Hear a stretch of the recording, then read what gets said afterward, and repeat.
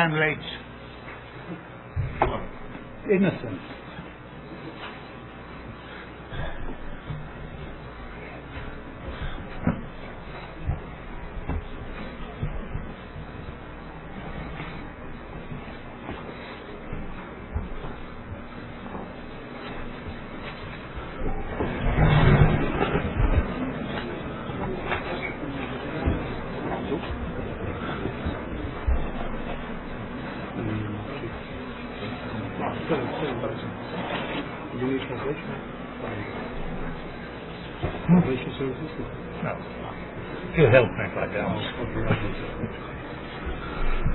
Bien, muy buenas tardes.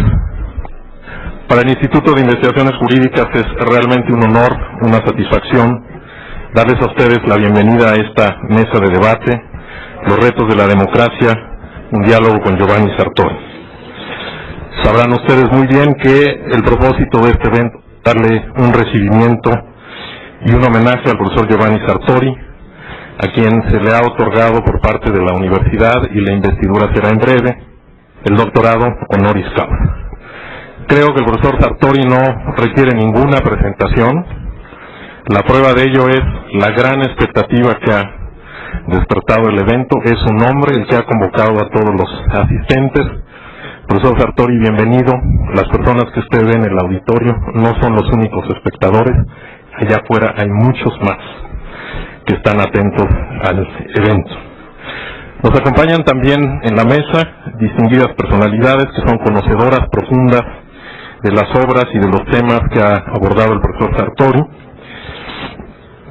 que, como ustedes saben, pues ha escrito obras realmente muy importantes de ciencia política, muchísimas publicadas en castellano y también muchas de ellas publicadas en México. Están con nosotros el maestro Leonardo Curcio, que es investigador del CISAN, aquí de la universidad, el maestro Enrique González Pedrero, que tampoco requiere presentación, pero bueno, para efectos formales, pues es profesor aquí de nuestra universidad, investigador del CRIM, el maestro Jorge Islas, el abogado general de la universidad, a quien yo le ofrezco pues un agradecimiento muy especial por su apoyo y su entusiasmo en la organización de este evento.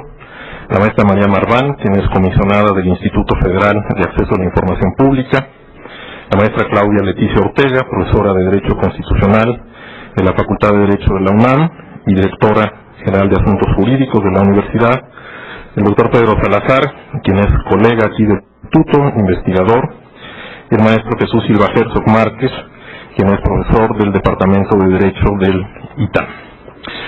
La idea del evento es hablar sobre tres temas en los que el profesor Sartori ha hecho muy importantes contribuciones y que además tienen especial actualidad para México. El tema de los partidos políticos, el tema de la ingeniería constitucional y el tema de los medios de comunicación, todos estos temas vinculados al gran tema de nuestros tiempos, que es la democracia. La mecánica que hemos pensado para el evento sería la siguiente. Haríamos 3 bloques de discusión de aproximadamente una media hora cada uno. Para empezar cada bloque, un miembro de la mesa va a hacer una breve introducción de unos minutos al tema, tratando de plantear dónde están los nudos, dónde están los temas de discusión, y después se abrirá la discusión a la mesa. Yo espero que habrá una discusión muy fluida y que haya unas intervenciones de hasta unos 3 minutos. Y quizá al final del bloque, si el profesor Sartori así lo cree conveniente, le pediríamos que también él nos haga algunos comentarios. Y de esta manera pues ya iniciamos para no atrasarnos más, y le pediría yo al maestro Leonardo Curcio si nos quisiera hacer una presentación de unos minutos sobre el tema de los partidos políticos. Gracias. Gracias, buenas tardes. Bueno, en primer lugar, decir que es un honor estar en esta mesa para hablar de la obra del doctor Sartori, que por supuesto es un personaje que nos ha influido a muchos de nosotros.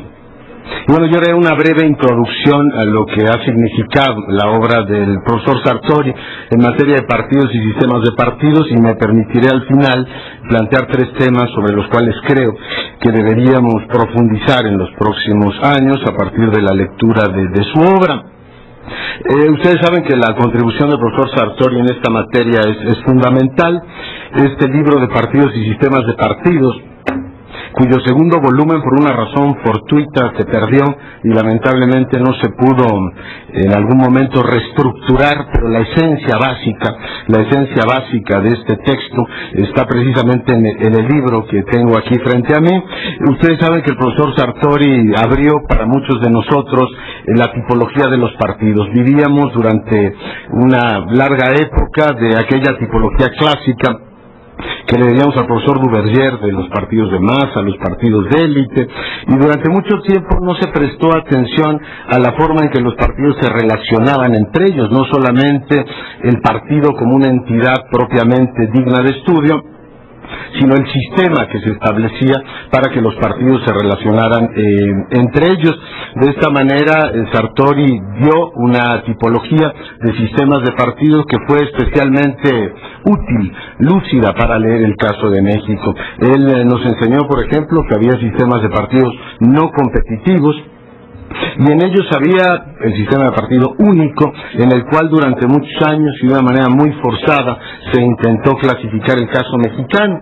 Se decía, hombre, es un partido único, pero al mismo tiempo había otros partidos que por supuesto no tenían posibilidad de competir en las mismas condiciones ni de acceder al poder. Sin embargo, se utilizaba, quizá por comodidad o por inercia interpretativa, el asunto del la tipología del partido único. Sartori ofrece esta idea del partido hegemónico y el sistema de partido hegemónico en el que un partido todas las probabilidades de ganar, que una buena parte de las reglas institucionales están diseñadas y las no institucionales para que se perpetúen el poder, y además nos decía, hay clasificaciones, era la particularidad del sistema político mexicano, que son útiles, porque al mismo tiempo que tenía esta predominancia, era el partido hegemónico, era un partido con una ideología débil. Por tanto, lo clasificó un partido pragmático, a diferencia de otros partidos únicos o partidos hegemónicos con una ideología fuerte, que hacían precisamente de estos elementos ideológicos su cemento o su fusión. Tenemos, en fin, la fortuna de haber podido comprobar cómo, en el caso mexicano, la tipología que nos ofrece el doctor Sartori de sistemas no competitivos nos fue permitiendo, la historia nos lo ha concedido, ver cómo pasamos de un partido hegemónico a un sistema de un partido predominante, en el cual la competencia, merced a diversas reformas electorales y otros elementos, va permitiendo que otros partidos ingresen efectivamente a la competencia electoral. Y bueno, puede haber un partido muy grande, como era en el 94, sin embargo, hay posibilidades de competencia porque la propia autoridad electoral garantizaba o abría estos espacios para que la competencia se diera. Tuvimos pues un partido predominante y de ahí el PRI ha pasado a ser ahora tercera fuerza política a nivel nacional, con lo cual estaríamos en un sistema ya de plena competencia. La duda es si vamos a mantener este sistema de tres partidos, si el sistema va a tender a atomizarse. Por supuesto, el profesor Sartori nos ha enseñado que eso depende en gran medida del tipo de regla electoral que se vaya escogiendo para favorecer el que exista un sistema de partidos o no. Termino apuntando algunas cuestiones que a mí me parece que deberían aparecer en la reflexión en los próximos años. En primer lugar, el gran tema de la institucionalización de los partidos políticos. En América Latina se insiste mucho, y el doctor Sartori ha tratado el tema abundantemente, lo veremos más adelante, la crisis de los presidencialismos. Es un tema, por supuesto, muy comentado en la literatura especializada. Quizá lo que se ha insistido menos es que al mismo tiempo que se ha señalado que tenemos efectivamente una crisis de los presidencialismos, tenemos un sistema de partidos poco institucionalizado. Son partidos que no tienen necesariamente el cuerpo, la interesa que en otras partes del mundo tienen, y eso hace difícil generar pactos o seguir una agenda legislativa. Pongo pues el tema de la institucionalización sobre la mesa. Hay un tema que a mí me preocupa, quizás sea muy clásico, pero me preocupa mucho, y me preocupa mucho ligado también al tema de la debilidad de la deliberación. El profesor hablará, por supuesto, de la deliberación pública, hablará, por supuesto, de los medios de comunicación, y de cómo el soberano va perdiendo capacidad de informarse sobre asuntos que son cruciales para la vida pública. Y bueno, él ha hecho críticas muy fuertes a la televisión, y yo me pregunto, y se los pregunto a ustedes, si esta función clásica de los partidos de la educación política, de darle al ciudadano por lo menos 4 o 5 ideas para interpretar al mundo, quizás 6 o 7, no lo sé, pero la idea de la educación política, no dejarla solamente en los medios de comunicación, me parece que está ausente y de alguna manera habría que replantearla. Y el otro tema es el viejo asunto de la democracia al interior de los partidos. Bueno, es conocida la famosa ley de hierro de las oligarquías. El profesor Sartori nos ha explicado que el hecho de que los partidos no necesariamente sean estructuras democráticas no significa que no haya democracia. ¿Por qué? Porque la interacción entre ellos se controlan y esto genera democracia. Yo me pregunto, sin embargo, si no es tiempo de pensar, simplemente me lo pregunto, en institucionalizar primarias en tiempos donde las ideologías son débiles y hace falta quizá aglutinar más al soberano con la representación, si pensar en las primarias como una forma de democratización de la vida política de los partidos pudiera ser oportuno. En fin, yo dejo aquí mi intervención. Reitero el honor que para mí representa el estar esta tarde en esta mesa y con ustedes. Muchísimas gracias al maestro Curcio. Abrimos el debate en la mesa. No sé quién quiera iniciar. Maestro González Pedrero, ¿quiere decir usted algo? Bueno,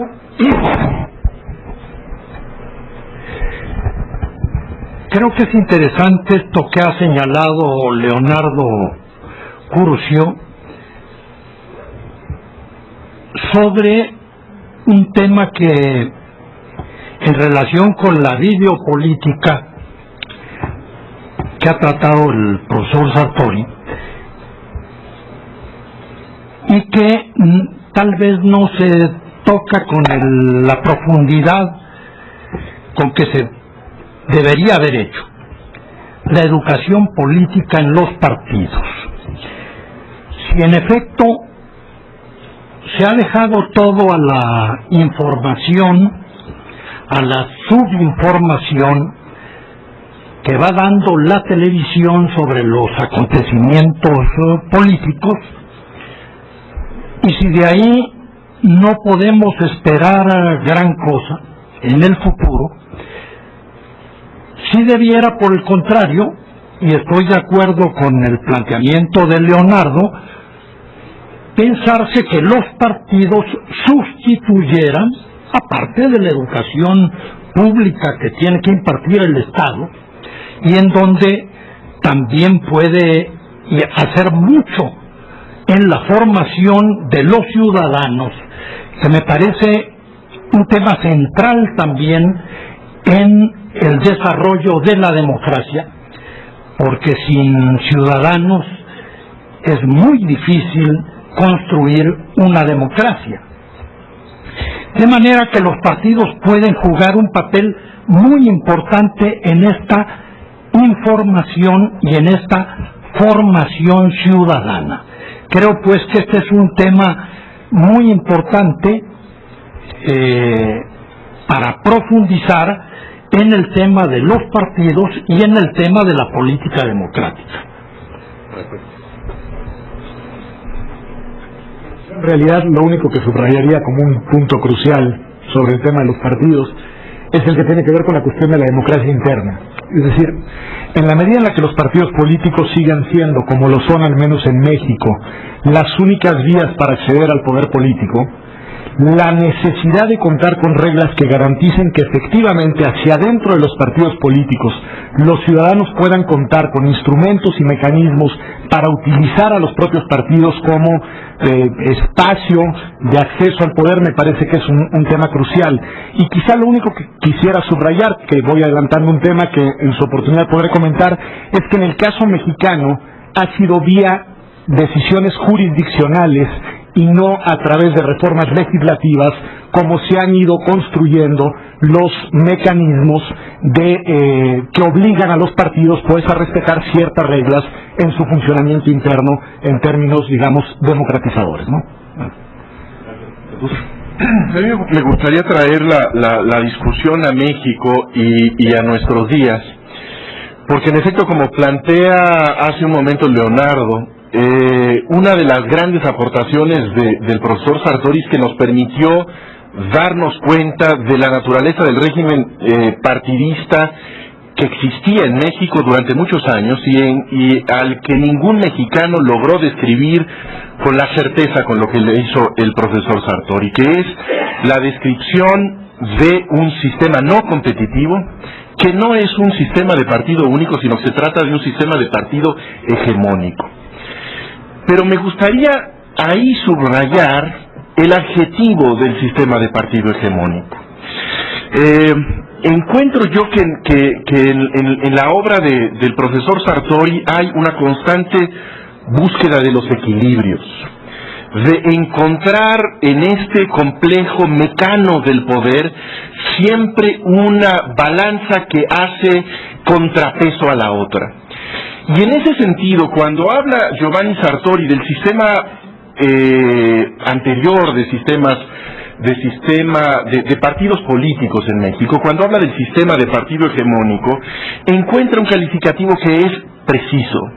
Se trata de un sistema de partido hegemónico, es decir, donde hay un partido de primera y varios de segunda, donde hay elecciones pero donde no hay realmente incertidumbre sobre quién va a ganar, pero es también un sistema pragmático, en donde el partido que controla el poder no es un sistema, no es un partido ideológico, sino que se trata de un partido pragmático. Esto que advirtió Octavio Paz, que era pues la gran virtud del PRI, que no era una iglesia, que no era como sus parientes en Europa del Este, según algunos había ese parentesco, en donde se trataba de un partido eclesiástico que imponía un dogma, que tenía una serie de ideas fijas, y en donde todo aquel que se salía del canon era lanzado a algún lugar donde hacía mucho frío. Me parece que eso es particularmente pertinente hoy, que ha desaparecido el sistema de partido hegemónico en el país, pero donde sigue existiendo un partido crucial para el país que sigue rigiéndose bajo las mismas siglas, Partido Revolucionario Institucional. Me parece que es uno de los grandes acertijos de nuestro tiempo, porque creo que nadie puede entender el México político de ese momento sin darse cuenta de que, a pesar de que sea el tercer partido a nivel nacional, es el gran protagonista de la vida pública en México, sigue siendo el partido que tiene la mayor cantidad de gobiernos locales, es el que tiene, para decirlo concretamente, en su mano la suerte del actual gobierno, y que no ha logrado darse cuenta de que la desaparición de su hegemonía implica también la terminación de su antiguo pragmatismo, es decir, el descubrimiento de cuáles son sus ideas básicas. Porque si hay partidos en competencia, tiene que haber una identidad en juego. Y lo que hoy tenemos en este momento en el país es que tenemos identidades con cierta precisión que buscan y luchan por el poder, que puede ser un partido que está en el centro y hacia la izquierda, que es el Partido de la Revolución Democrática. Tenemos un partido que está en el centro derecho del esquema nacional, y tenemos algo que no tenemos la menor idea de qué es lo que quiere. Y ese es un partido crucial para el país. Me parece que al mismo tiempo que Giovanni Sartori acertó al precisar la naturaleza de aquel viejo régimen, acierta a poner el signo de interrogación en una de las preguntas centrales del futuro político de México. Gracias. María. Gracias, muy amable. Créanme que es un honor estar en esta mesa.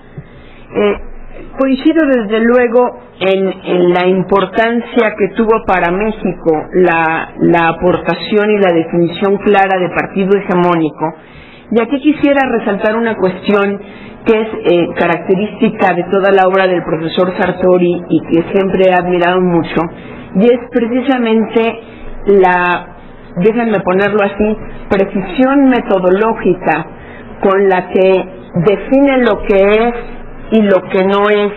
Y eso lo encontramos tanto en el libro de partidos como por supuesto en el libro de la democracia. Pareciera en este auditorio una verdad de perogrullo, pero cuando hace muchos años, cuando escribió el libro de sistemas de partidos y describió al sistema de partidos mexicano como lo que es, como un partido hegemónico, también nos quedó claro a los lectores y a muchos actores políticos que al ser partido hegemónico no era democracia. Y eso de alguna manera tuvo una importancia en la agenda mexicana que hoy no podemos soslayar y que es importante. Reconociendo que después de 20 años estamos en una realidad política distinta, muy distinta, en donde, como bien señala Leonardo Curcio, la preocupación fundamental es la institucionalización de los partidos políticos. En esta debilidad de la deliberación, yo creo que un poco causada o debida o alentada por dos cuestiones que son fundamentales. Una que se va a tocar a lo largo de la mesa es el papel que hoy juegan los medios de comunicación en la política, y especialmente algo que al profesor Sartori le ha preocupado mucho a través de los años, y es la cultura del sondeo político, que dista mucho de una deliberación de culturas políticas, y que inclusive, y lo ha planteado aquí el profesor, milita en contra de la cultura democrática y del pluralismo democrático en el sentido de propuestas y de discusión. Y la otra cuestión que me gustaría traer a la mesa es cuando el profesor Sartori nos habla en sus trabajos de la importancia de la interacción entre los partidos. Creo que es uno de los temas fundamentales que hay que tomar en México, justamente por lo que decía Jesús Silva Herzog. La importancia que en la interacción tiene, sobre todo en la política local, el PRI. Podremos afirmar que es el tercer partido, que es la tercera fuerza, pero lo que también tenemos que reconocer es que hay una serie de bipartidismos locales en donde el factor común siempre es el PRI. Si nosotros vemos el mapa electoral del 2006, el mapa que se reprodujo en prácticamente todos los medios de comunicación, la mitad azul, la mitad amarillo, desde luego el hilo conductor que había permitiendo o no, para bien o para mal del país, pero la realidad era esa, permitiendo pues este hilo conductor era que en todos lados la presencia del PRI era fundamental.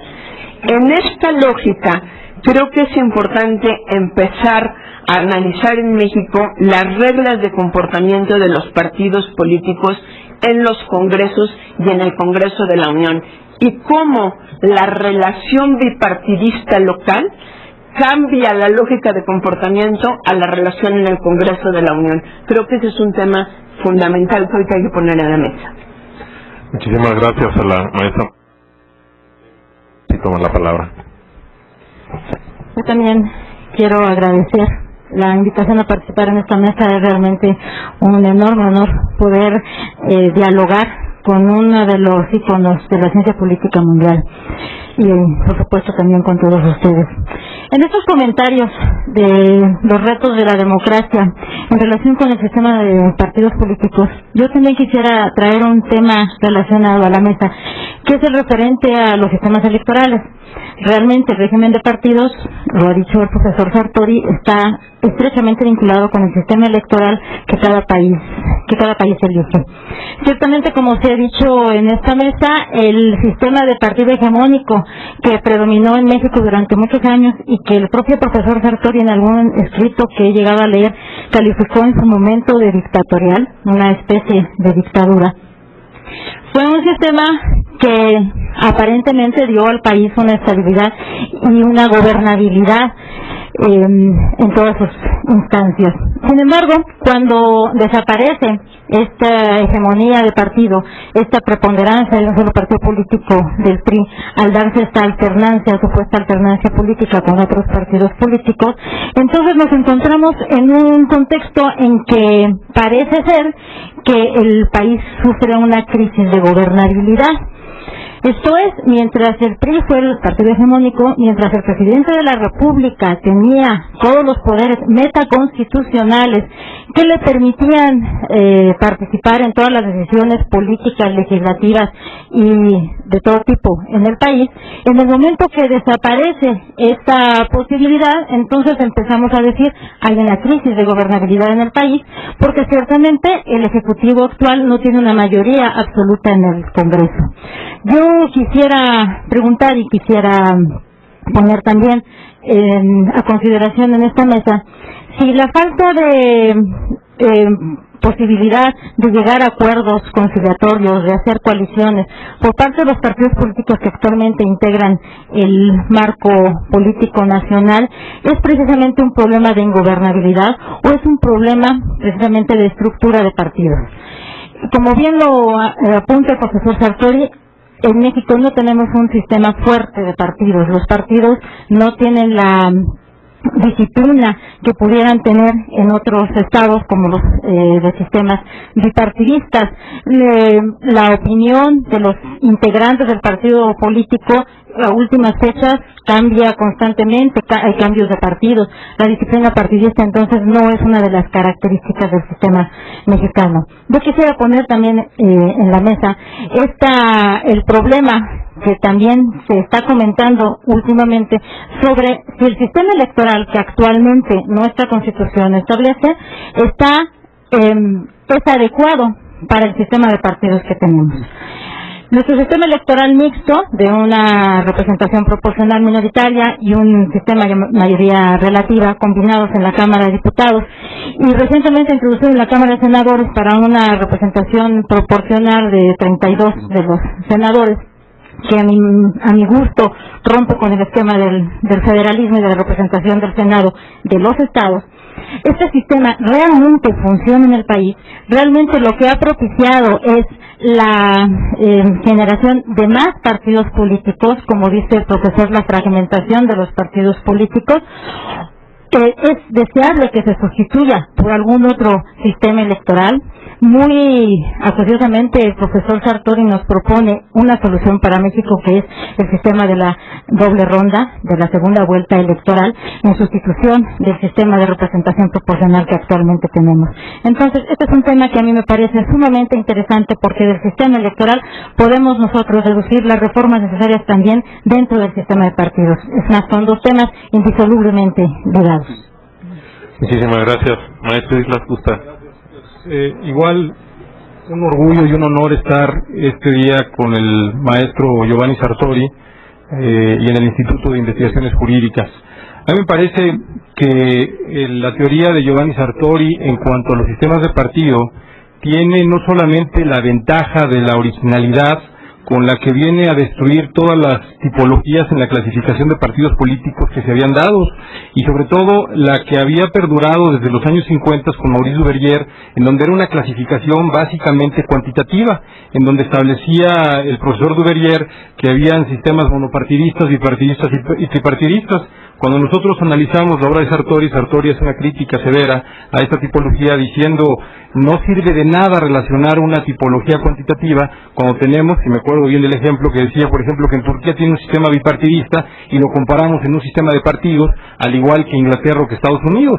Claramente tenemos que tener diferencias, y la diferencia principal y primordial que aporta la teoría de Sartori a la clasificación de los sistemas de partidos y sistemas electorales es precisamente la clasificación que se da en cuanto al nivel de competitividad electoral, y de esta manera, por primera ocasión, y desde entonces a la fecha sigue manteniendo vigencia sus postulados, él clasifica a los partidos desde un partido único y un partido hegemónico, como decía Jesús, hegemónico pragmático, en donde se ubican dentro de lo que yo llamaría un cubo de sistemas electorales no competitivos, a los que sí son competitivos, que pasan por el sistema de partido predominante, el sistema de partido de mayoría, el de pluralismo limitado y el de pluralismo externo, que es donde también ve severos riesgos el maestro Sartori. A mí me gustaría hacer una observación importante, relevante, en cuanto a esta clasificación de partidos y cómo el PRI, que fue lo que él denominó y acuñó el término en los años finales de los años 60, principios de los 70, partido hegemónico pragmático, cómo pasó a ser, y aquí se comprueba el postulado y la hipótesis y el teorema que plantea Sartori en este sistema de clasificación de partidos, cómo el PRI pasa de ser un partido hegemónico pragmático en un sistema electoral no competitivo a formar parte de un sistema de partidos competitivo con cierta o con una democracia real en cuanto a la competencia electoral, y que hoy tenemos al antiguo partido hegemónico de Estado en tercera fuerza electoral. Como ustedes se darán cuenta, y si correlacionamos la clasificación del maestro Sartori con las diversas reformas electorales, conforme sigan dando reformas electorales en el país, se puede correlacionar perfectamente bien en base a los datos electorales que fue dando cada elección federal. El PRI fue perdiendo votos tanto en elecciones federales como en elecciones estatales. Esto nos da la oportunidad de observar cómo conforme se fue ideando y estructurando un sistema electoral y un sistema de partidos en donde había mayor competitividad y mayor capacidad de elección o de libertad de elección sobre las diversas posiciones electorales, este partido hegemónico dejó de ser partido hegemónico y pasó a ser un partido predominante. Tenía mayoría en el Congreso, pero ya no tenía la mayoría absoluta, y tenía la mayoría de las gobernaturas y tenía la mayoría de los congresos locales. Una reforma electoral posterior vimos cómo ese sistema de partido predominante pasó a ser un sistema de partido de mayoría, en donde eventualmente ya no tenía la mayoría. Y ahora observamos claramente cómo tenemos un sistema de partidos en la clasificación y tipología que nos presenta el profesor Sartori, de pluralismo limitado, y con las ventanas que permite la legislación electoral, con el riesgo de caer en los excesos del pluralismo extremo que solamente polarizan y paralizan la gestión legislativa y la actividad política institucional de los gobiernos. A mí me parece que la aportación del maestro Sartori a la teoría política de los partidos, a la teoría democrática sobre cómo correlacionar el nivel de competitividad electoral con la tipología de partidos es muy importante porque nos dio oportunidad a nosotros de observar cómo el sistema político mexicano fue generando cambios a raíz de un sistema que centralizaba y concentraba la mayor parte de la presencia electoral en la cartografía de todo el país, hasta llegar a ser una tercera fuerza. Y finalmente me gustaría también resaltar que así como Sartori en su libro de partidos y sistemas electorales habla de este partido hegemónico pragmático, él hace claramente alusiones a este sistema político como un sistema político con inventiva, y que por su mismo nivel de pragmatismo es lo que le daba posibilidades de generar nuevas condiciones de competitividad y nuevos espacios de participación institucional. Lo que hemos visto en México, a diferencia de todos los países latinoamericanos, es que hemos tenido procesos continuos constitucionalmente hablando y no rupturas a través de golpes de Estado u otras consideraciones que atentan contra el ejercicio de la política institucional. En este mismo sentido, Sartori hace una defensa de que el PRI nunca fue un partido de Estado y establece las características del por qué nunca fue partido de Estado y defiende su teoría de por qué fue partido hegemónico. Él, al partido único o partido de Estado, lo ve asociado con una dictadura, y al PRI jamás lo vio asociado con una dictadura. Lo vio asociado en un sistema electoral no competitivo, pero jamás cuestionó que este fuera un sistema dictatorial. Nunca lo fue, y qué bueno que hubieron politólogos y no escritores que espontáneamente manifestaban con ligereza comentarios de un sistema político que no era el que le correspondía a México. Muchísimas gracias, maestro Islas. Profesor Sartori, ¿gusta usted hacer algún comentario sobre este bloque? Well, el comentario. I could go on talking for the whole day. Well, first of all, thank you very much. You have all been most kind to me, and this makes my comentario all I can say is I agree with everybody, and with all that's said. Let me The argument has been very much here on La discusión es un poco sobre el tema de México, el debate. how I discovered it. Déjame decirles cómo lo descubrí a México. Es un país grande, hermoso. Social scientists have Pero opinions. los sociólogos And in the 60s, lo han acuñado. En los 60 es un territorio, no había literatura que hiciera lógica o explicara cómo funcionaba el sistema, cómo se manejaba el sistema de gobierno. Y dije yo, ¿por qué no comprendo qué es lo que están haciendo en México? Son muy eficientes, claramente no es una democracia. ¿Cómo lo están haciendo? Y la fortuna, la suerte, como siempre en la vida, viene a mi asistencia. Porque tuve un estudiante mexicano llegando a la universidad de Francia, él llegó. Este estudiante en la Universidad de Florencia tuvo una fortuna y tú debes hacer una tesis sobre México para mí. Y yo te diré todo lo que tú quieras saber. Y también diré lo que yo quiero saber. Él es un excelente estudiante. Sus compromisos los tomaba seriamente. Porque cuando llegó, él no estaba muy claro de lo que sucedía en México. Realmente nadie. Las estadísticas eran inexistentes en ese tiempo, en esa época. Tenemos agregados, muchísimos agregados, pero las estadísticas no existían. O sea, ahora tú regresas a México y tú te infiltras como mi agente en los días y te infiltras en el PRI. Y eso es lo que hizo. Entonces se convirtió en secretario de gobierno, hizo sus elecciones para el gobernador y regresó a mí y me dijo, ahora yo sé qué está sucediendo en México. Y sabía también que la embajada de México se preocupó muchísimo y habiendo escuchado que esto venía, le avisaron a él, le advirtieron que el día de la discusión habían dos representantes de la embajada observando a Miguel detenidamente. Cuando tú regreses a México vamos a trabajar contigo. Para hacer una historia larga, corta y entretenida, dijo, mira, todo lo que nosotros tenemos, la parte más pequeña es la parte satelital.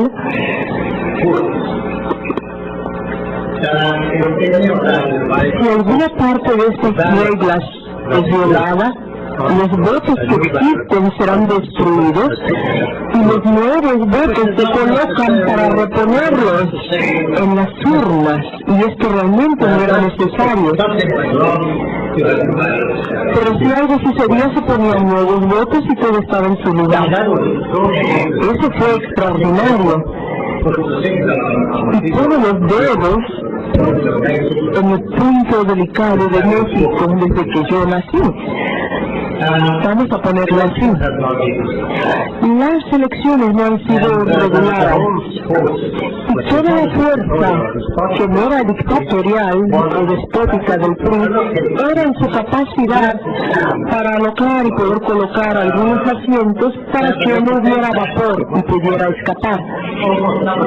También nadie estaba, o sea, realmente muy pocas personas. Esos límites debían de ser respetados. Si los partidos no respetaban eso, entonces las batallas podrían reponerse. El inicio está ahí. Tenemos la parte con las otras personas que han hablado de otros partidos que soportaban y estaban a las órdenes de un presidente. Y la fuerza de un presidente era la fuerza de su partido. Y nuevamente, la idea era el dedazo que te ponía en el éxito total. Yo tenía una gran admiración cuando yo escribí ese libro, una gran admiración por México. Los genios inventan cualquier cosa, y esto fue muy bueno, porque en primera instancia, si tú indicas tus éxitos y a tu sucesor, tendrás una buena relación con él. Fue la continuidad del PRI lo que persistió durante el indicativo de estos grandes éxitos, teniendo en mente que el PRI tenía que ser el partido líder en mando, en poder. A través del tiempo,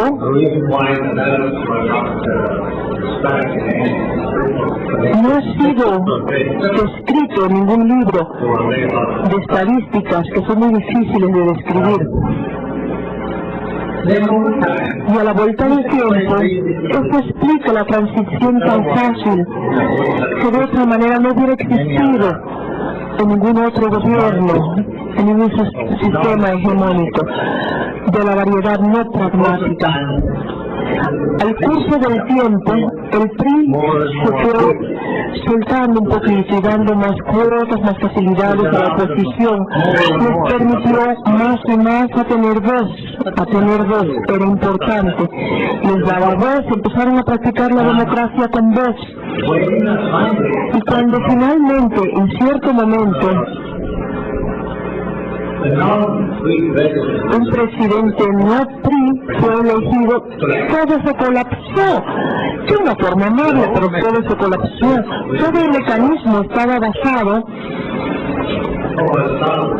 en cómo estás, en una simbiosis entre un presidente muy fuerte, que tenía un partido muy fuerte, y los dos hacían las decisiones y ese fue el final. Pero mientras tanto, esos partidos que andaban alrededor a la deriva del perímetro, que ni siquiera ganaron la elección. El PRI no era un partido dictatorial, eso es otra cosa muy importante. El sistema, como yo lo sentí, era que si tenías un presidente que se retira espontáneamente cada 6 años, esa no es una dictadura por definición. Los dictadores jamás se retiran, los dictadores se mueren en su cama dentro del poder, con el poder en la mano. Pero esto era un balance, un mecanismo de balance rotatorio en el sistema en sí, en el sistema hegemónico en sí mismo. Lo que era el presidente era intocable en la oficina, y después de la oficina se le podía llamar, se podía hablar con él. Con frecuencia no se hacía, pero el presidente lo sabía. Salinas realmente fue el único sujeto desafortunado que no fue realmente protegido como presidente. Ya saliendo de la oficina y del poder, los protectores fueron protegidos, y los nuevos también se les dijo que no debían exagerar en hacer cosas porque se les podía reclamar por ello. En el ejercicio del poder. Entonces no quiero llegar tarde, pero sí quiero decir que México estaba listo para una transición pacífica, porque tenía partidos satelitales, pero eran partidos, pero tenían suficiente espacio para la voz y otras cosas. El PRI, sin un presidente, es un PRI decapitado. Un presidente es un PRI, es un presidente decapitado. Pero en general funcionaba muy bien, y fueron las transiciones más trascendentales, no de un sistema dictatorial, pero sí un sistema autoritario, debido a la democracia. Y creo que les acabo de decir cómo descubrí cosas, y este es el último punto que yo tocaría. El tipo rural en México es muy correcto el sistema, porque va hacia el pasado, muy atrás.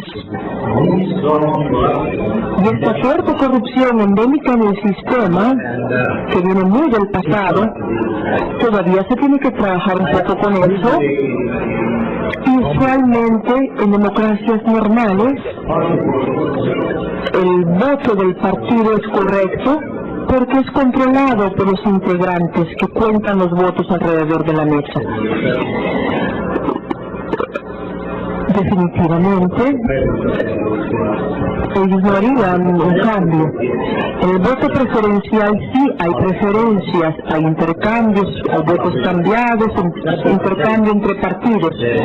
Eso no cambia la persona que está en la oficina, de modo que el partido tiene esas personas seleccionadas, pero no cambia la corrección del voto en sí mismo para decidir cuántos votos tiene cada partido. Yo no sé si esto aún no es real todavía para México, pero definitivamente esto explica la reacción social del candidato que no fue elegido en México. Muchas gracias. En la mesa le pedimos al doctor Pedro Salazar, por favor, si hace una introducción al tema de la ingeniería constitucional. Claro, sí, muchas gracias. Bueno, pues como todos sabemos, en algunas de sus obras más importantes, Giovanni Sartori nos ha ofrecido, desde el mirador de la ciencia política, con una visión de política comparada, pero también con un sustrato teórico sólido, indiscutible, instrumentos para reflexionar sobre la complejidad inevitable y la fragilidad permanente de los arreglos institucionales de las democracias contemporáneas. Sus aportaciones en este sentido han sido sin duda innovadoras, rigurosas y no en pocos casos provocadoras. En esos estudios sobre la ingeniería de las instituciones políticas, pensando sobre todo en el tema de la gobernabilidad, el eje principal, si no me equivoco, del análisis del profesor Sartori se ha concentrado en la conformación, funcionamiento y relación recíproca de dos de los poderes del Estado, el poder legislativo y el poder ejecutivo. Esto me parece no debe sorprendernos. Giovanni Sartori es un politólogo, digámoslo así, en tiempos de la democracia. De ahí que los partidos, los sistemas electorales y los sistemas de gobierno dentro de la democracia misma sean los protagonistas principales de sus cavilaciones. Creo que sería equivocado sentenciar que el profesor Sartori ignora la importancia del Poder Judicial y en particular de los jueces constitucionales en las democracias modernas. Algunas de sus reflexiones, sobre todo alrededor del concepto de constitución, algunas de sus propuestas concretas para países en vías de consolidación como el nuestro, pues demuestran esto que acabo de afirmar, que no sería atinado, pero no me queda duda de que el Poder Judicial, e insisto, sobre todo los jueces constitucionales, son un actor secundario, digamos, de la trama principal de sus reflexiones. Ese dato me parece que es interesante para enriquecer el debate que tendremos a continuación sobre los dilemas que enfrentamos en México al querer rediseñar nuestro diseño institucional.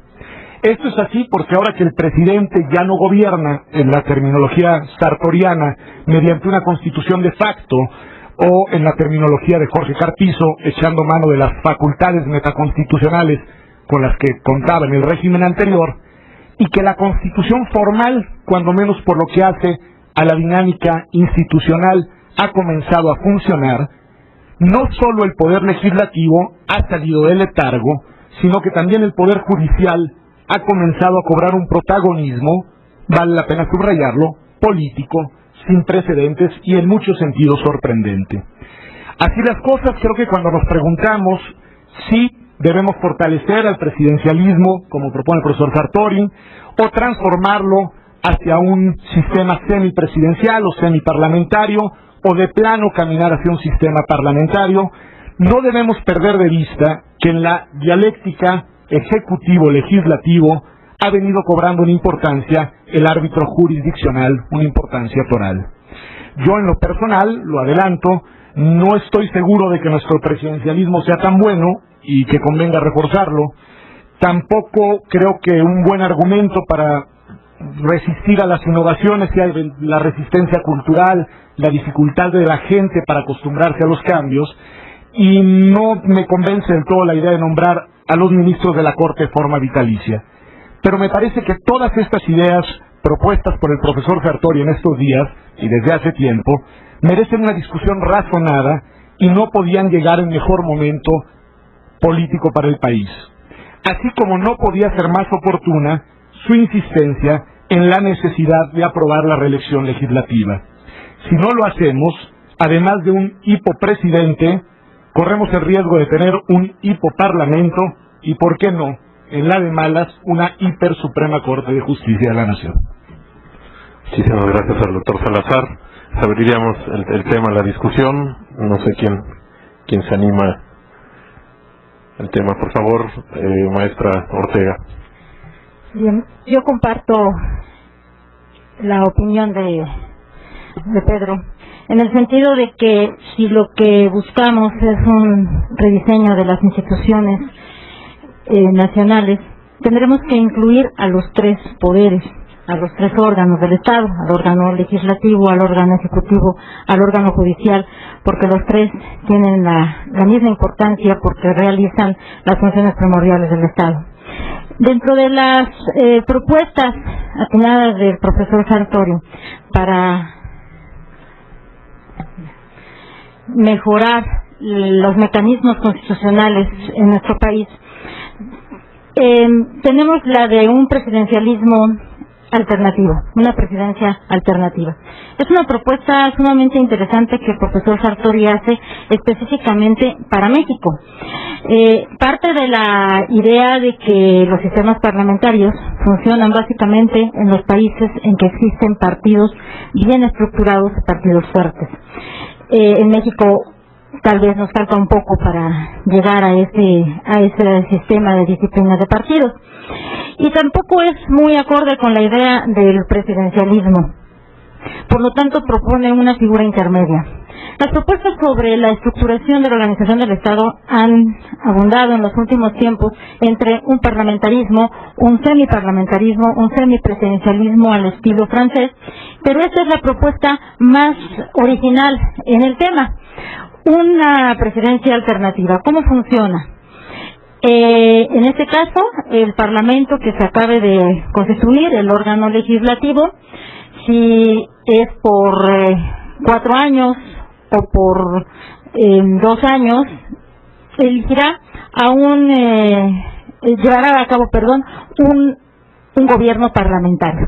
Este gobierno parlamentario se verificará llevando a cabo todas las funciones de gobierno y dejando en su caso al presidente, que existirá, las funciones relativas a jefe de Estado.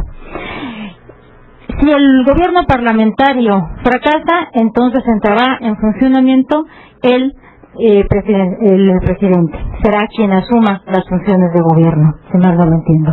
Este es un mecanismo, entonces, que permite que las dos fuerzas políticas estén en constante movimiento, y si una de ellas no da los resultados que se esperan, entonces entra a la defensa, entra al rescate la otra figura que es la del presidente. Un presidente intermitente que terminará su periodo al mismo tiempo que termine el periodo de la legislatura. Repito, es una propuesta interesante, es una propuesta audaz para un sistema político como el nuestro, para algunos tal vez difícil de comprender. Hay quien dice que llevaría a pugnas entre Parlamento y Gobierno más fuertes que las que actualmente existen. Sin embargo, yo creo que es un punto que hay que tomar en consideración. Y en segundo término, además de esta propuesta, me gustaría aclarar que el profesor Sartori sí propone, aun cuando en términos muy concretos, que es necesaria una modificación o una reforma en torno a la importancia del Poder Judicial. Y en ese punto coincido en que el Poder Judicial se ha convertido y tiende a convertirse en el futuro en el poder equilibrador del sistema político mexicano, en el poder que resuelva las diferencias entre las diferentes entidades, los diferentes órganos del Estado, cuando no puedan resolverlas en torno a su competencia constitucional. Y él propone, y a mí sí me parece muy atinada la propuesta de la inamovilidad, volver al principio de inamovilidad de los ministros de la Corte, que no deban estos su permanencia o su nombramiento a un solo ejecutivo o a un solo legislativo, que no dependa propiamente de un presidente o de un órgano legislativo. ¿Por qué? Porque en este caso no habrá Suprema Corte de tal presidente como ocurrió hace algunos años, si mal no recordarán, en el 94-95, con la Corte del presidente Cedillo, que vía la reforma constitucional todos los ministros de la Corte se vieron precisados a renunciar y se integró una nueva Corte que obviamente coincidió con su periodo presidencial, aun cuando los periodos de duración de los ministros fueran variables. Este tipo de sistemas no es deseable y por lo tanto yo sí comparto la idea del profesor Sartori de una inamovilidad de los ministros de la Corte para fortalecer a este poder, que es la clave de la estabilidad y del equilibrio del sistema político, y no solamente del sistema político federal, sino en el ámbito de los estados y de la federación. Muchísimas gracias. El maestro González Pedrero, por favor.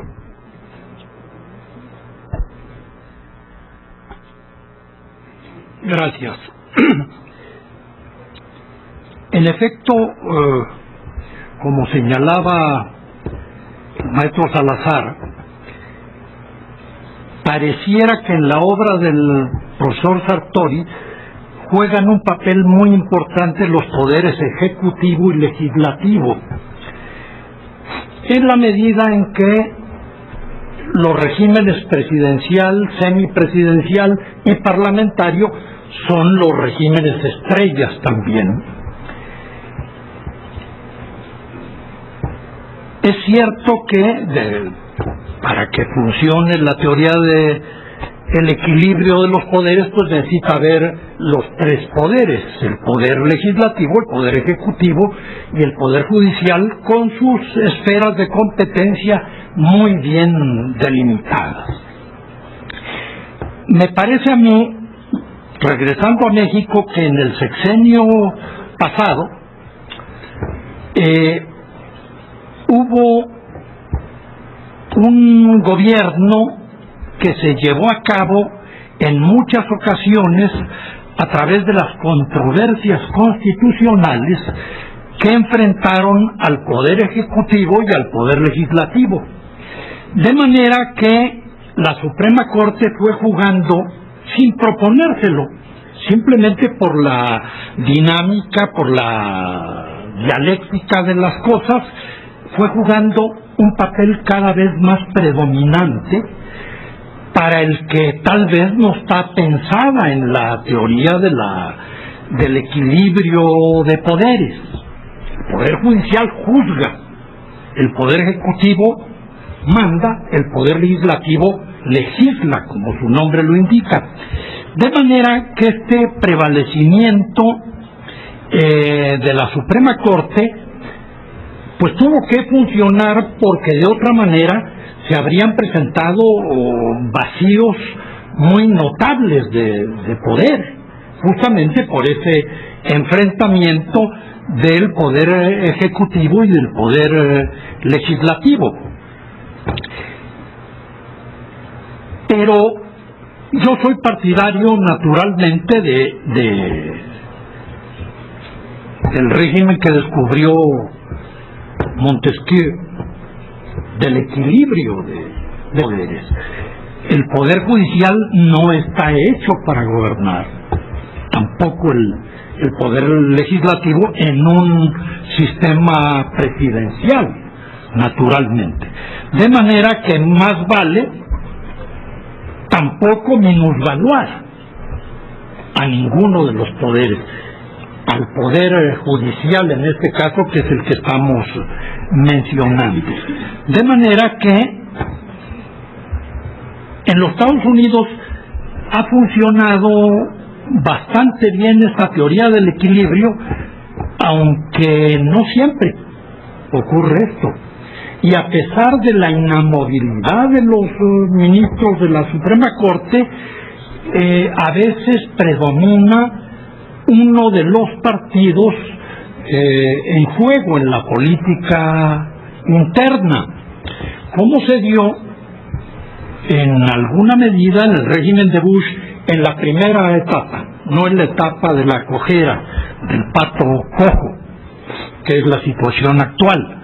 En aquel momento pareció que el Partido Republicano predominaba en los tres poderes, en el Poder Ejecutivo, en el Poder Legislativo y en el Poder Judicial, a pesar de que no siempre los ministros de la Suprema Corte los hubiese, o algunos de ellos los hubiese nombrado Bush, pero predominó el Partido Republicano.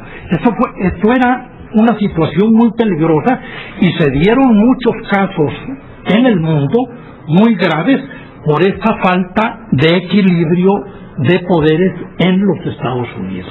De manera que, a pesar de que ya tiene su tiempo la teoría del Barón de Montesquieu, yo creo que sigue funcionando espléndidamente con sistemas de partidos distintos, pero creo que es indispensable. Como me parece también muy interesante un planteamiento que hace el profesor Sartori de Neustadt, que me parece muy original: el gobierno de instituciones separadas que compiten por un poder compartido. Esto me parece que es un excelente complemento a la teoría de la separación, de la división de los poderes de Montesquieu. Muchas gracias. Muchísimas gracias, maestro González Pedredo. Maestro Silva Herzog.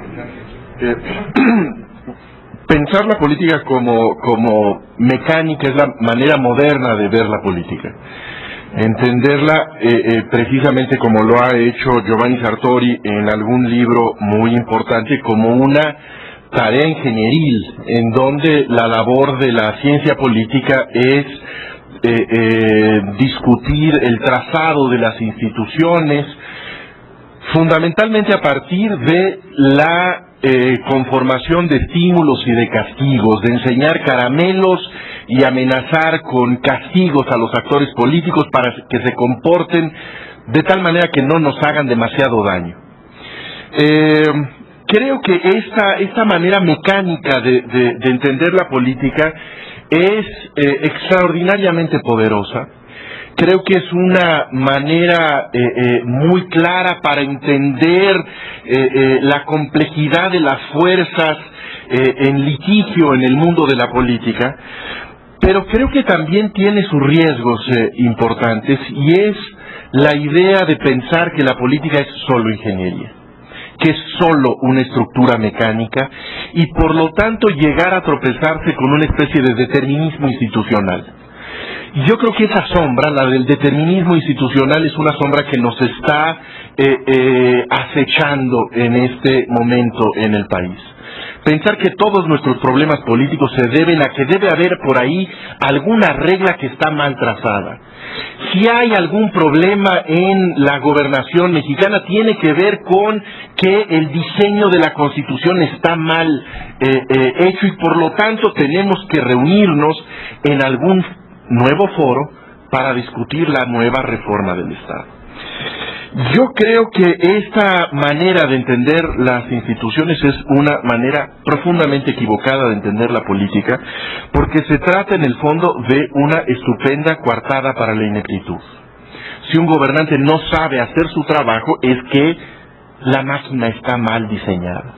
Si un parlamento no tiene la capacidad para llegar a un acuerdo, es que la Constitución me está limitando.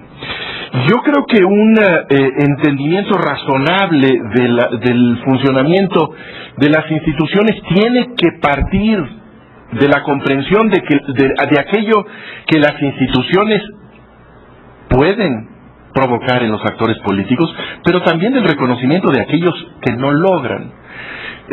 Por más brillante que sea el ingeniero alemán que construye un coche, o japonés, a lo mejor será más talentoso ahora, con un chofer ciego no hay manera de que el vehículo llegue a su sitio. Y en ese sentido me parece que Giovanni Sartori pone el acento en que la reforma institucional tiene que tener la claridad de saber cuáles son los problemas, y no de inventar esta visión de vamos a revisarlo todo para ver qué problemas nos vamos encontrando en el nuevo foro. Quiero decir con esto que que si la invitación al razonamiento ingenieril es relevante, no podemos pensar que el razonamiento ingenieril lo sea todo en el pensamiento político. Y creo adivinar en esta visión un asunto que quizás es extraño en ese pensador moderno que es Giovanni Sartori, que es la aparición de algunos chispazos atenienses de el profesor Sartori. Y es en la recuperación del espacio democrático como un espacio de civilización. Puede ser y es un arreglo institucional y tiene que ver con procedimientos y tiene con ese mísero detalle técnico que es el procedimiento electoral, como lo llamó Ortega y Gasset, pero tiene que ver también con los ciudadanos, con la manera el entendimiento entre unos y otros, con dispositivos de comunicación, con un arreglo básico de tolerancia. Y eso nos llama, me parece, a un razonamiento que debe de ir no en sustitución del pensamiento ingenieril, sino en acompañamiento a esa manera de entender la política, que es también la jardinería democrática. No solamente necesitamos ingenieros que piensan siempre con gran velocidad respuestas concretas, sino también en la construcción de ciudadanos, en la construcción de ese liderazgo político que tiene la capacidad de, en estructuras pluralistas, llegar a acuerdos y conducir la máquina y conducir, ahí nuevamente regresé a la metáfora mecánica, digamos, llevar no solamente esta conducción mecánica, sino también proteger esa civilización que es el régimen democrático. Muchísimas gracias, maestro Silva Herzog. Maestro Marván. Gracias. Quisiera yo apuntar para completar un poco lo que decía Pedro con respecto a las controversias constitucionales en el poder legislativo, entre el poder legislativo y el presidencial. Creo que hay otro elemento importante a considerar hoy día y son las controversias entre la Federación, los estados y los municipios. Ahí hay también una redefinición de poder importante. Y si revisamos los últimos 30 años, y digo 30 años no por casualidad, estamos justamente a 30 años de aquella reforma electoral de 1977, podríamos afirmar, sin equivocarnos, creo todos los que estamos en la mesa, que no hay relación de poder en México que no haya cambiado en esos 30 años. A base de una serie de reformas pequeñas, unas más estructuradas, otras más limitadas, digamos, a 1 o 2 artículos, la realidad es que hoy no hay relación de poder esencial en la República que no haya cambiado. Sin embargo, no hemos llegado a donde queríamos. Creo que el problema fundamental está en que nunca supimos a dónde queríamos llegar. Muchas de esas reformas han sido hechas utilizando la imagen que utiliza el profesor Sartori de la ingeniería constitucional. Siempre tuvimos en la mano los planos negativos, nunca los positivos. Es decir, sabíamos lo que no queríamos, sabíamos lo que queríamos transformar, pero hemos hecho poco por diseñar lo que sí queremos construir, digamos. Y en esa medida coincido con Jesús, con Chucho, ni modo, así nos conocemos y nos queremos. Coincido contigo en la necesidad de apostar lo que se debe apostar a la parte de ingeniería, de diseño institucional, inclusive de discusión de la misma vida de los partidos en su redefinición ideológica y en su redefinición de una cuestión fundamental, que es el rigor de la disciplina de partidos, para poder saber cómo vamos a hacer un mecanismo que funcione. Es completamente distinto una situación en la que hay una disciplina férrea de partidos que cuando esta no existe, y esto tiene que ver con la redefinición ideológica de los partidos, pero sobre todo creo que hay dos ideas importantes a destacar, y en ese sentido la propuesta de Sartori me parece esencial. Necesitamos mecanismos con válvulas de escape, y necesitamos mecanismos donde la apuesta sea a que funcione, y para ello hay una necesidad de compromiso democrático de las élites políticas, que hoy no está sobre la mesa. Es decir, es muy fácil pensar, como decía Jesús o como decía Chucho, apostémosle a rediseñar la Constitución para que esto funcione. Mientras no haya un compromiso político de las élites a que funcione, la ingeniería nos puede ayudar, el diseño positivo del mapa de lo que queremos desde luego nos va a ayudar, pero el compromiso democrático de las élites políticas que pueden discutir políticamente y sentarse a la mesa, que pueden hacer compromisos y reconocer que no llegan a lo que mejor quieren, pero qué es lo que funciona en ese momento en el país, me parece una cuestión fundamental, en donde la tradición de discusión, no solo de las élites políticas, sino en las mismas escuelas mexicanas, y lo digo con todo el cariño de haber sido formada en ellas, tenemos todavía mucho por avanzar y mucho por aprender. Hay una parte de cultura política que estamos apenas generando y que es indispensable. Muchísimas gracias, maestro Marrán. No sé, maestro Curcio, ¿quiere usted hacer algún comentario? Y luego pasamos al último bloque. Simplemente apuntar que a mí la virtud me parece algo que hay que pedir, pero muchas veces las instituciones y las reglas fomentan la virtud o te van llevando efectivamente a ser más virtuoso.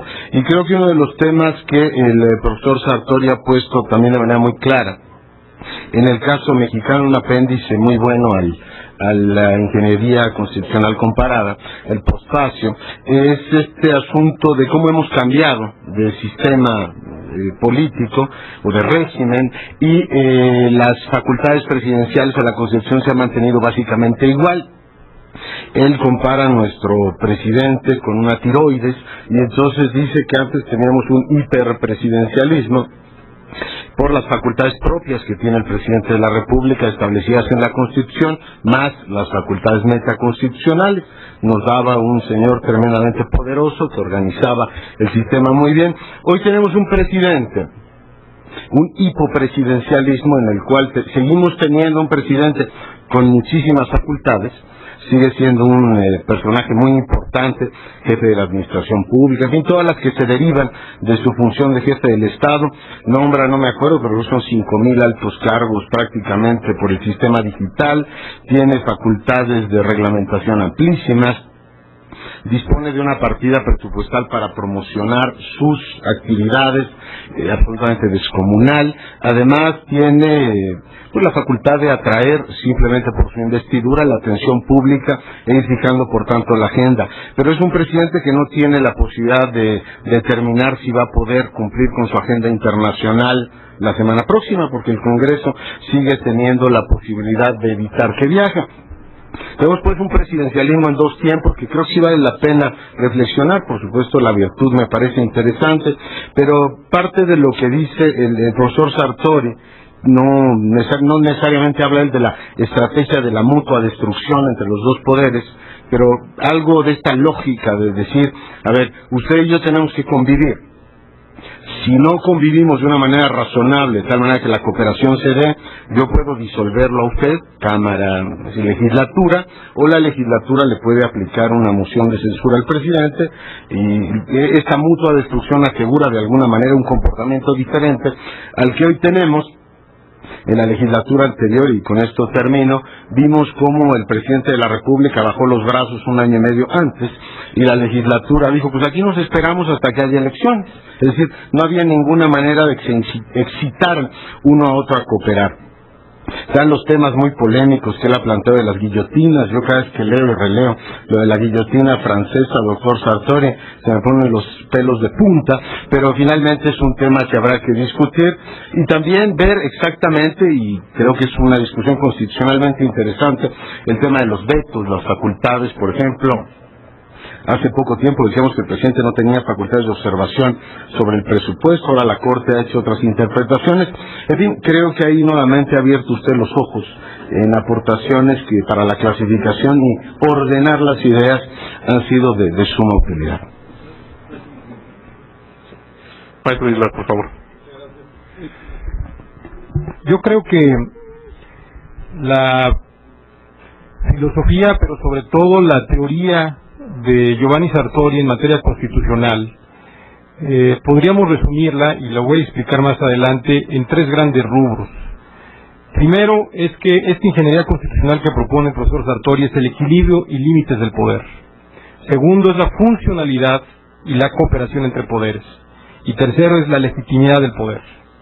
Yo no quisiera priorizar ni jerarquizar cuál es y debe ser primera. Simple y sencillamente, Sartori está muy preocupado por tener buenos instrumentos de gobierno, porque son los que dan eventualmente los resultados de gobierno.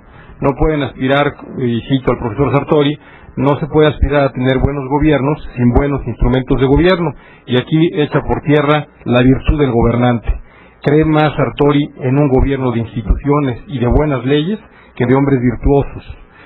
En este sentido, Sartori, recogiendo la teoría del filósofo inglés liberal Bentham, habla de que la composición en las estructuras de gobierno atienden a dos principios fundamentales, que es el premio y el castigo, el incentivo y la precondición para que funcionen las estructuras de gobierno. Es así como Sartori se ha imaginado una maquinaria constitucional que tenga, antes que un buen diseño, la capacidad de funcionar y de funcionar bien. Él mismo ha observado que los que no pueden funcionar eventualmente son los maquinistas, pero la maquinaria sí debe de funcionar, de tal manera que si tenemos una buena máquina, queda marginado el argumento de que tengamos malos políticos o políticos virtuosos. El argumento de la ingeniería constitucional, a mí me parece que para el caso mexicano es uno de los temas más importantes, y más importantes porque, como ustedes saben, el profesor Sartori ha venido estudiando el fenómeno mexicano desde hace más de 40 años, y ha sido siempre prudente con las observaciones que ha mencionado sobre la eventualidad de transformar y crear los espacios y los ámbitos y las variables de esta transición política institucional.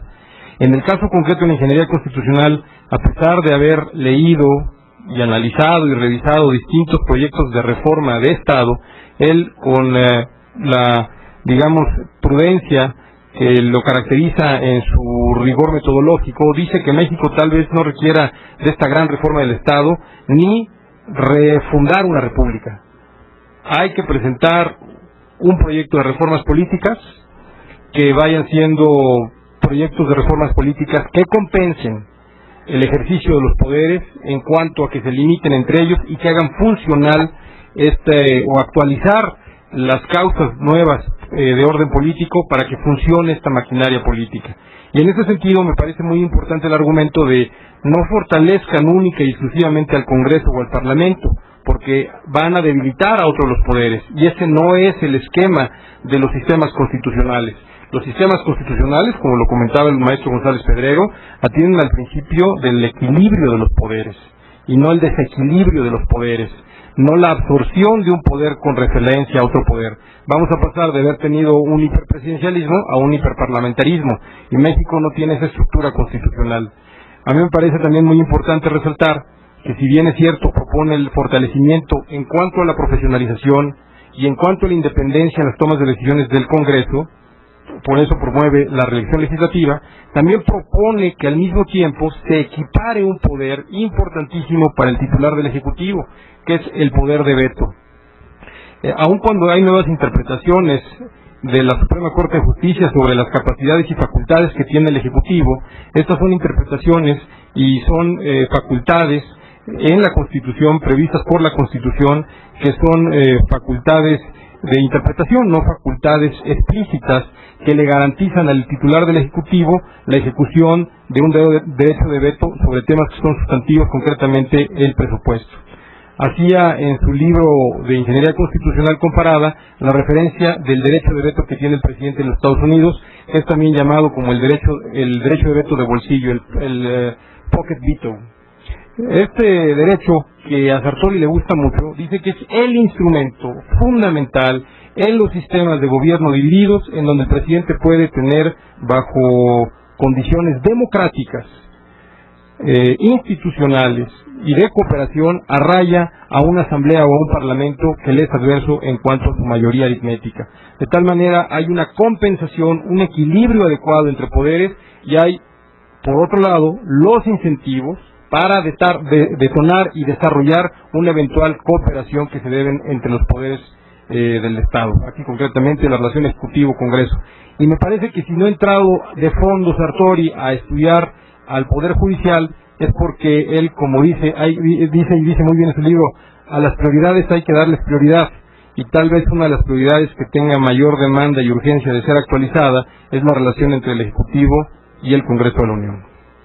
Muchísimas gracias, maestro Islas. Bueno, está claro ahora en la mesa que sí hay algunos debates y desacuerdos. Obviamente no podemos desarrollarlos en este momento, y pretendemos pues también terminar este evento tan importante en una hora razonable. Entonces, si a usted les parece, le pido al maestro Islas que introduzca el tema de los medios. Daremos algunas intervenciones, y si al final el profesor Sartori quiere también volver a hacer un comentario, lo escucharemos con gran gusto.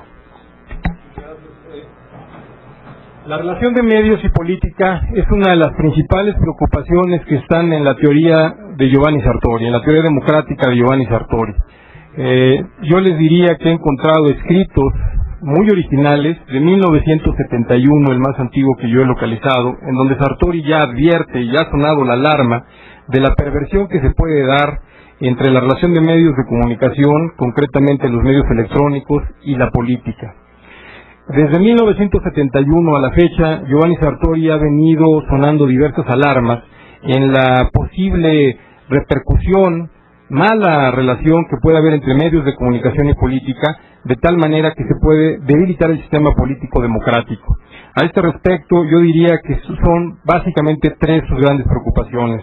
La primera es que hay conceptualmente, en su entender, una atrofia del pensamiento abstracto de los individuos, que son producto de una nueva generación de cultura del videover. Esta nueva generación es de personas que se forman en la cultura de las imágenes y no de los conceptos, en la cultura del videover y no de la abstracción, de la argumentación, de la discusión y del discernimiento de las ideas. Recuerdo que en alguna ocasión el profesor Sartori dice: ¿cómo es posible que para efectos de una discusión pública yo pueda explicarle a alguien que está acostumbrado únicamente al estímulo de las imágenes lo que es una constitución y su importancia, lo que es la libertad y su importancia, lo que es la igualdad y su importancia, lo que es el derecho y su importancia, lo que son las libertades fundamentales y su importancia y su repercusión en el mundo democrático, lo que es en sí un sistema político democrático? De tal manera acuña un nuevo término llamado videoniños o videopersonas, en donde son personas que se han formado ya básicamente no a través de la lectura, sino a través de los estímulos que generan los medios de comunicación a través de las imágenes. En ese sentido, él ha hablado de lo que se conoce o se conocía en la antigua Grecia como la paideia. La paideia era la formación cognitiva abstracta del pensamiento riguroso, en donde había conocimiento y se iba duplicando este conocimiento y se iba expandiendo la generación y creación del conocimiento. Esta nuevo, lo que haya llamado videopaideia, dice que lamentablemente es básicamente a través de los estímulos visuales y de las imágenes que generan las televisoras o los medios de comunicación, en donde no hay en realidad una información sustantiva, una información rigurosa que permita analizar, discernir y abstraer los conceptos. En este sentido, el profesor Sartori piensa que esto va a debilitar y está debilitando la discusión pública, la discusión de las cosas públicas, la discusión de los temas sustantivos que tienen que ver con la democracia. Y él, al igual que Dicey, incluso cita a Dicey en su tratado de Homo Videns, establece que los gobiernos democráticos contemporáneos en buena medida son gobiernos de opinión. Pero si estos gobiernos de opinión no tienen el sustento con la información de calidad apropiada, tendremos entonces una democracia debilitada en cuanto a la discusión de los temas sustantivos y en cuanto a las tomas de decisión. El profesor Sartori, en este sentido y con este espectro, ha acuñado otros términos adicionales, uno llamado videopoder y otro llamado videopolítica. A lo que llama videopolítica es básicamente al nuevo comportamiento que tienen los partidos políticos para hacer campañas. Tradicionalmente, antes de que incursionaran los medios de comunicación de manera tan preponderante en la vida de los partidos y concretamente en la promoción de las ofertas electorales, los partidos políticos estaban acostumbrados a los discursos, a la promoción de la ideología, a la persuasión a través de conceptos y de propuestas que tuviesen una referencia inmediata con el ciudadano. Es por eso que había antes ciudadanos más politizados. Con la irrupción de los medios de comunicación cambia el formato, ya no son los estrategas electorales ni los ideólogos de partido los que manejan estos procesos, sino son personajes que tienen otra connotación y que tienen otro perfil, como son los publicistas, como son los estrategas de medios de comunicación, en donde reina ahora el spot publicitario, un spot publicitario que tiene en términos de mercadotecnia una riqueza importante, pero en términos de fortalecer al demos, de fortalecer la concepción política de los temas sustantivos, no existe nada más que una marginalidad. Y en ese sentido despierta una alarma Sartori en donde deben existir nuevos elementos o nuevas condiciones para que la política no sea tergiversada, para que la política no vaya a debilitar a la democracia como la condición para generar una buena sociedad. Concluyo diciendo, el propio Sartori reconoce que los temas de la videopolítica y del videopoder y esta asociación de medios de comunicación con la política y con los procesos electorales va a ser muy difícil que sean revertidos. Sin embargo, propone alternativas para que en el ejercicio de la libertad los ciudadanos y los consumidores o los televidentes o los radioescuchas tengamos esta capacidad de tener elementos mediante el cual podamos recurrir a los elementos o a las bases para tomar buenas decisiones, para estar en un sentido asertivo, cercano a la discusión seria, rigurosa, de fondo, que tiene que ver con nuestras vidas en la cosa pública. Muchísimas gracias. Doctor Salazar, por favor. La economía de tiempo. Me voy a concentrar sobre todo desde la perspectiva de videopoder con una idea muy concreta. En sus trabajos sobre la concepción de constitución, el profesor Sartori nos dice, creo que con mucho tino y con mucha claridad, que el único concepto moderno adecuado de constitución es aquel que corre, digamos, por el versante de la tradición liberal, en la cual la Constitución sirve como instrumento de limitación al poder en aras de la garantía de las libertades, ¿no? Ese es el eje central de la ley, y me parece que es impecable. Bueno, creo que ese argumento es un argumento que vale no solo para los poderes políticos, sino también para los poderes económicos, dado que potencialmente las restricciones a las libertades de las personas no solo provienen desde el poder público, sino eventualmente desde los poderes privados, máxime cuando su concentración y su capacidad de influencia se extralimita. En ese sentido, me parece que un constitucionalismo moderno, por no decir contemporáneo, bien entendido, es aquel en el cual también desde el Estado, y aquí creo que la ingeniería institucional vale y vale mucho, desde el Estado se impongan los límites al poder privado que impida que se rompan los equilibrios, ya no de los poderes dentro del poder público, sino de los poderes, para decirlo beberianamente, de los poderes sociales, económico, ideológico y político. Y me parece que ahí sí la batalla debe ser una batalla desde el poder público hacia los poderes privados para evitar concentraciones, para evitar beneficios desproporcionados como los que en México existen a través de los recursos públicos que reciben cada 3 años con las campañas electorales.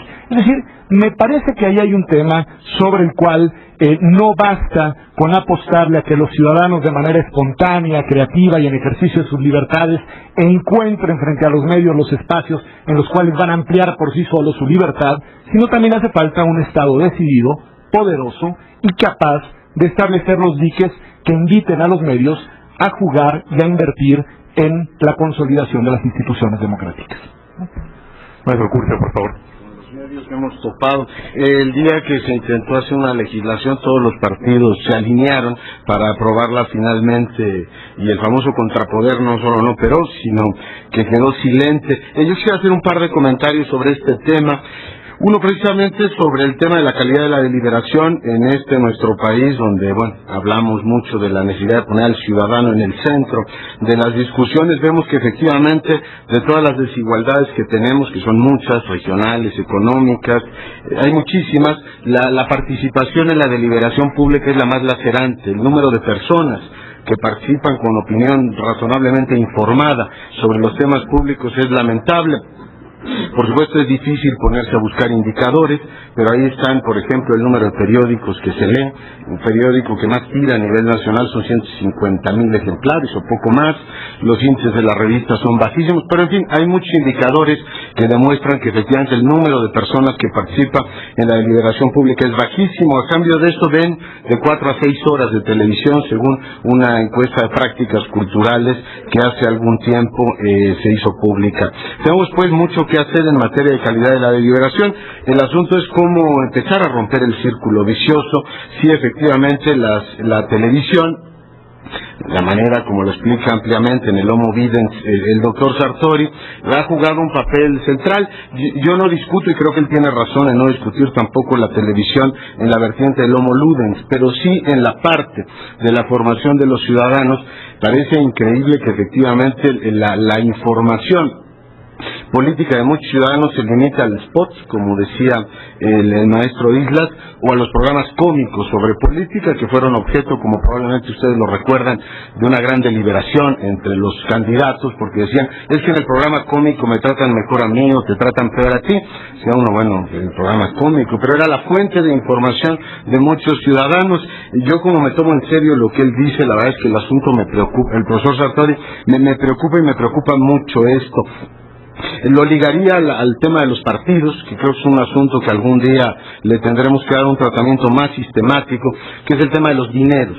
El dinero y los partidos. Finalmente en México hemos pasado a un sistema de financiamiento público combinado con el privado, que nos ha dado monstruosas cantidades de dinero que se han convertido no en organización política, ni en organización de seminarios, ni en edición de revistas teóricas, sino en espacios comerciales para difundir lo bien que lo haría un candidato u otro, lo cual es absolutamente lamentable cuando uno ve las cantidades de dinero que son. Hay pues todo el tema del financiamiento de partidos que me parece habría que recuperar. Pero voy al último punto, que es precisamente democracia y medios. Tomando en cuenta todo este tema de la debilidad en la formación pública, a mí me preocupa enormemente el hecho de que se empiecen a alinear. Usted ha explicado muy bien cómo el sistema económico, el sistema político tienen su autonomía, funcionan con ciertas lógicas, tienen algunas interacciones, pero se empiecen a alinear, como por ejemplo sucedió en Italia, el poder económico, el mediático y el político. Por supuesto, recuerdo un artículo terrible que usted escribió en contra del Cavaliere, diciendo esta digamos, alineación de intereses es inaceptable en una democracia. A mí, se los digo con toda franqueza, sí me preocupó el 2006 al ver que algunos medios, déjenme ser extraordinariamente prudente al frasearlo, sí tomaban, más allá del papel de informadores, de espectadores interesados en el tema, o de aficionados, el papel de actores. Es decir, en algunos momentos tenía uno la impresión de que decían, es que quiero que suceda esto, soy parte de la maquinaria. Y me pregunto si con esa tentación que está ahí, junto con el poder económico, tenemos un sistema de medios de comunicación que no opera siempre, especialmente en la televisión, en situaciones de mercado puro, hay poca competencia, hay que decirlo, se empiezan a alinear, por tanto, estos tres factores, economía, poder mediático y político. Sí habría que pensar en todo caso, y con esto termino, qué equilibrios o contrapoderes habría que ir estableciendo para evitar esa, digamos, alineación de tres poderes. Muchísimas gracias, maestro Curcio. Le voy a dar la palabra al maestro Silva Herzog, pidiéndoles una disculpa a los demás miembros de la mesa si no les doy la palabra para este tema y le pediremos un comentario final al profesor Sartori. Gracias. Quisiera ser muy breve. Me parece que este texto sobre la política y las imágenes es extraordinariamente sugerente. Me parece un libro de una gran pertinencia. Me parece que está sobre todo escrito en una nueva clave, que es una clave en donde la provocación y naturalmente la exageración es consustancial. Porque creo que, digamos, el punto en donde yo estaría en desacuerdo es que estamos en presencia de algo nuevo. Creo que el Homo Videns es el hombre que siempre ha existido en este planeta. Creo que esta idea de Aristóteles de pensar que el hombre es un animal que busca la verdad es francamente insostenible. El hombre no busca la verdad y en el momento en que la verdad le fastidia, cierra los ojos para imaginarse aquello que le consuela y se convencerá de que su consuelo es lo cierto. No había televisión en tiempos de Maquiavelo, cuando ya decía Maquiavelo que el hombre era un animal que se dejaba llevar por lo perceptible y que era por lo tanto un animal que era manipulable a través de las percepciones. La Iglesia quizá lo ha entendido mejor que nadie, que no trató de convencer de la fe a través de la teología, sino a través de lo visible, de los altares, de las ceremonias, de la música. Creo, por lo tanto, que el bicho no es nuevo, que el Homo Videns es el hombre que siempre ha existido, y que esta idea de que antes había una democracia de la deliberación, de la abstracción, de estas grandes polémicas entre hombres sabios y ciudadanos razonantes, es la invención de algo que nunca existió. A mí no me preocupa la presencia de la televisión, no me preocupa la divulgación de banalidades en la televisión. Me preocupa algo que apuntaban tanto Pedro como Leonardo, que es la emisión, digamos, la existencia de un solo emisor de banalidades. Creo que si tenemos muchos emisores de banalidades y de imágenes, creo que estaremos razonablemente bien. Muchísimas gracias, maestro Silva Herzog. Profesor Sartori, si gusta usted cerrar la mesa, gracias.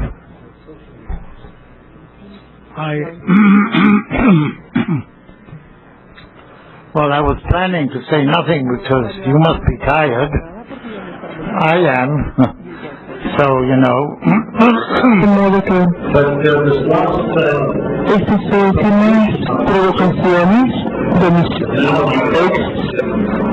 estudiantes y mi estudiante rebelde Jesús no puede irse sin una contestación.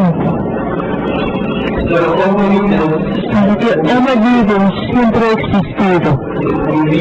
Si nosotros queremos decir que como nosotros conocemos los humanos siempre han tenido ojos, siempre han sido capaces de mirar las cosas y han reaccionado a un mundo visible, porque esto es muy real. Pero no digo, no pienso, que en realidad va como argumento en discusión que es sumamente diferente, que es que junto con la movida,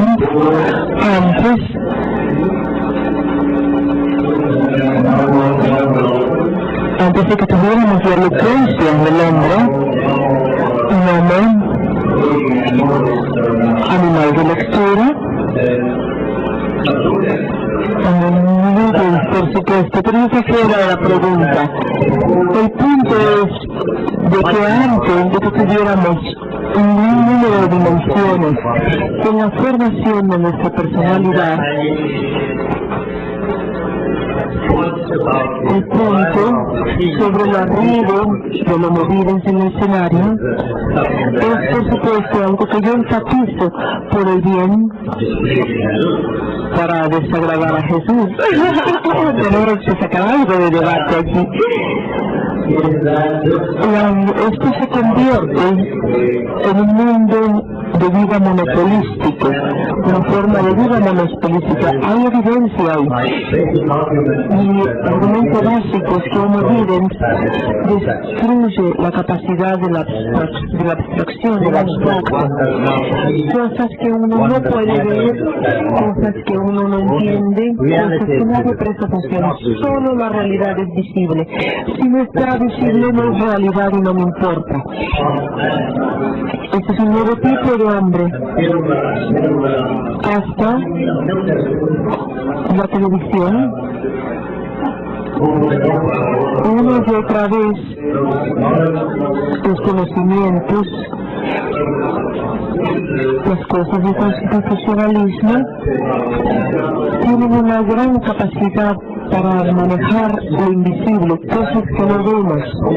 Si yo digo libertad, yo no veo libertad. Sé lo que significa la libertad, pero no veo la libertad. Los que producen tú, yo rompo tus cadenas y veo que Jesús está libre, pero no explica el concepto de libertad.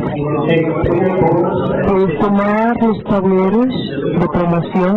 Este no es el mundo que nos preocupa en sociedad. La Constitución, puedes decir, esto es la Constitución, y que en genérico la Constitución, y que la discusión completa de las políticas es la discusión sobre nociones abstractas, conceptos abstractos que no tienen equivalentes visuales, que no pueden ser presentados visiblemente. Por lo tanto, siempre ha existido en buena compañía, con otros aspectos. Y esta buena compañía es exterminada, y ese es el argumento, la discusión. Y pensamos que hay suficiente evidencia de esto. Si yo decido por la discusión teórica, pero desde entonces nosotros tenemos niños en la escuela ya no prestan atención más de 15 minutos, periodos de atención de más de 15 minutos. Claramente no están basados en el argumento racional. Su interés en la vida es básicamente la media, el chat, pero todas las otras cosas. Solo para hacerlo breve, soy lo suficientemente mayor para haber visto la radio Paradón, estación, una estación muy vieja, que era de Mussolini y de Hitler. A mí me espantaba Hitler. Era muy fuerte, yo era un jovencito, un niño, ahora ya no me asusta. Pero yo realmente le tenía miedo al escucharlo en el radio, pero era su voz. Esa era voz. Mussolini era un gran conversador, podía hablar, era impecable. Pero comparar esto con lo que pasa hoy día en el mundo islámico, la capacidad de movilización que surge cuando tienes el Islam en fotos, y es una versión muy unilateral del Islam, es muy fundamentalista. El poder de que no quiero exagerar 20 veces el poder por lo que se sabe por conceptos abstractos. Son proporciones muy diferentes. Cuando digo que desaparece todo de repente, pero no está haciendo bien. Pero como digo, en Rey sí está haciendo muy bien, magnífico, porque está viendo todo. Pues muchas gracias a todos, al señor rector, han organizado un muy bonito evento. Les doy las gracias. Lo ha organizado muy bien, porque toda la gente está en su lugar. Muchísimas gracias. Gracias por su paciencia. Han sido maravillosos conmigo y todos mis colegas no me han dejado hablar de cosas muy importantes. Muchas gracias.